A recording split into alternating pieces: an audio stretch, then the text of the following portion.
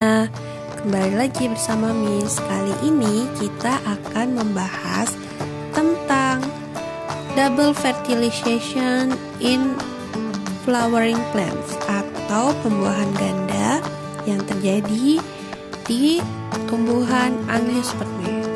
Seperti yang kita ketahui bahwa tumbuhan Angiospermae memiliki bunga. Di dalam bunga tersebut terdapat bagian bunga yang merupakan organ kelamin betina yang dinamakan putik. Nah, di dalam bakal buah terdapat bakal biji. Nah, di dalam bakal biji terdapat satu sel megaspora yang membelah menjadi dua sel megaspora.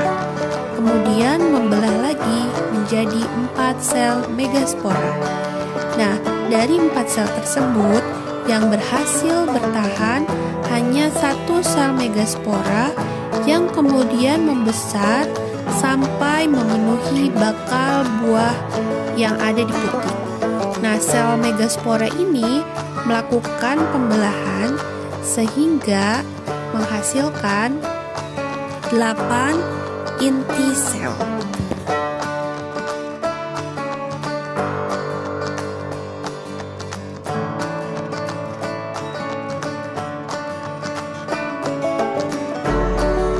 Inti sel yang sudah membelah akan bergerak ke kutub yang berlawanan 3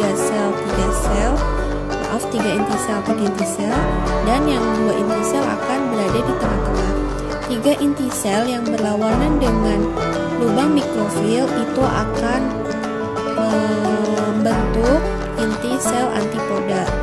Sedangkan 3 inti sel yang dekat dengan mikrofil akan membentuk satu yang berwarna merah sel ovum, sedangkan yang 2 adalah sel sinergit. Sedangkan yang di tengah, yang 2 inti sel merupakan inti kandung lembaga sekunder. Kandung lembaga sekunder bisa kita sebut inti polar ya.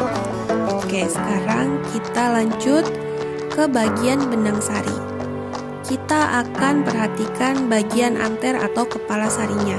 Di dalam kepala sari banyak terdapat kotak sari.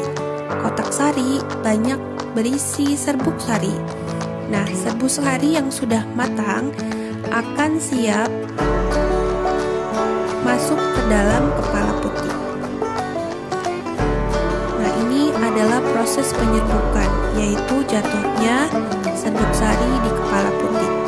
Sesampainya di kepala putik, inti sel yang ada di serbuk sari yaitu ada 3. Yang warna putih itu adalah inti sel vegetatif, sedangkan yang berwarna merah ada 2, yaitu inti generatif 1 dan inti generatif 2. Mereka masuk melewati yang namanya tabung polen atau tabung sari. Nah, inti sel vegetatif akan menghancurkan sel sinergit. Kemudian inti generatif 1 akan membuahi yang namanya sel ovum. Hasilnya adalah zigot. Nah, sedangkan inti sel generatif yang satu lagi akan membuahi inti kandung lembaga sekunder atau yang kita kenal sebagai inti polar. Hasilnya adalah endosperma. Endosperma inilah yang nantinya akan menjadi sumber dari nutrisi zigot.